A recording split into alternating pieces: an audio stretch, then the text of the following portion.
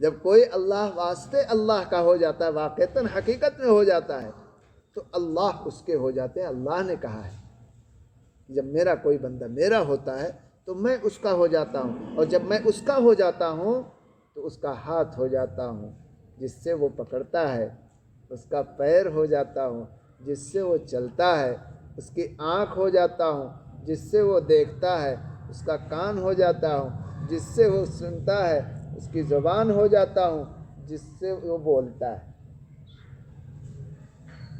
اب آگے اس کی مزید تشریح نہیں کروں گا، آپ بس تو وہ اللہ ہی اللہ ہو جاتا ہے، یعنی سب وہ اللہ کا جب کوئی بندہ ہوتا ہے تو پھر اللہ اس کے ہو جایا کرتے ہیں۔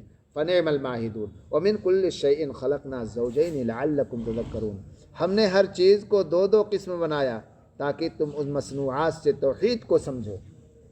ہم نے جوڑا جوڑا بنایا ہے اور تقابل اپوزٹ چیزیں بنائی ہیں، دن بنایا، رات بنایا، روشنی بنائی، ظلمت بنایا، کہا جاتا ہے نا، اور بہت ساری چیزیں، اور جوڑے جوڑے تو دو ہی ہیں، تو اپوزٹ سے عدل ہے، ظلم ہے، تو یہ اپوزٹ سے اشیاء کی پہچان ہوتی ہے۔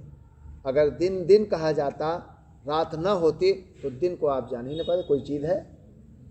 رات بنا دی اللہ نے تاکہ دن آپ سمجھ سکیں، اور دن بنا دیا اللہ نے تاکہ رات کو آپ سمجھ سکیں، اور اس میں توحید اللہ کی معرفت کا حصول ہوتا ہے، اس میں اللہ کی معرفت، اللہ کی توحید کا حصول ہوتا ہے۔ اللہ کہتے ہیں شاید کہ تم توحید میں مضبوط ہو جاؤ اور سمجھو اللہ کو، فَفِرُّوا إِلَى اللَّهِ، اللہ ہی کی توحید کی طرف دوڑو، بھاگو اللہ کی طرف۔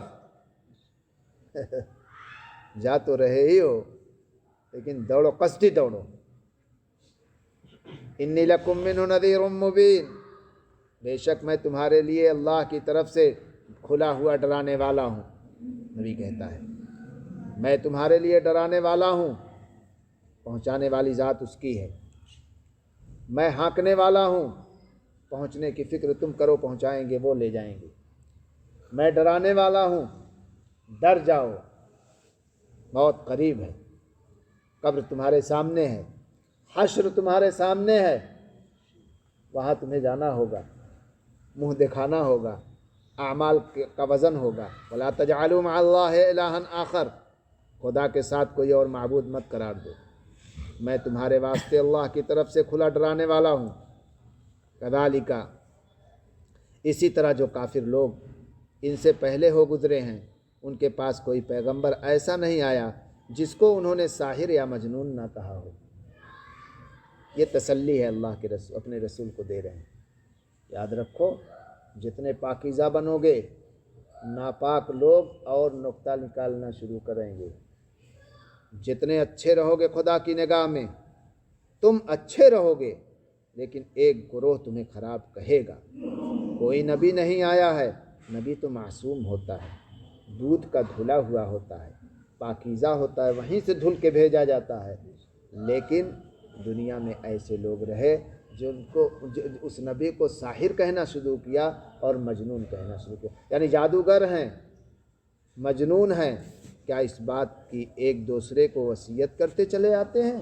اللہ یہ کہتے ہیں کیا ایک بات بتائیے کہ یہی بات کہتے رہے نا، وہ چلے جاتے ہیں۔ بلکہ وجہ اس اجماع کی یہ ہوئی کہ یہ سب کے سب شرکس لوگ ہیں، کا شرکس ہے، اس کی وجہ سے یہ ایک دوسرے خراب ہیں، اچھی چیز ان کو اچھی نہیں لگتی، سو آپ ان کی طرف التفات نہ کیجیے۔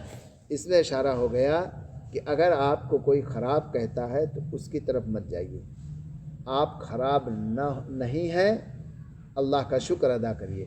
آپ کے اندر اگر خرابی ہے تو اس کی اصلاح کریے۔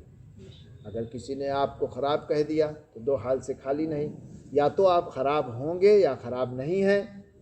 اگر خراب ہیں تو کہہ دے موقع نہیں دیں گے ہم ان کو کہنے کا، خرابی دور کر دیجئے۔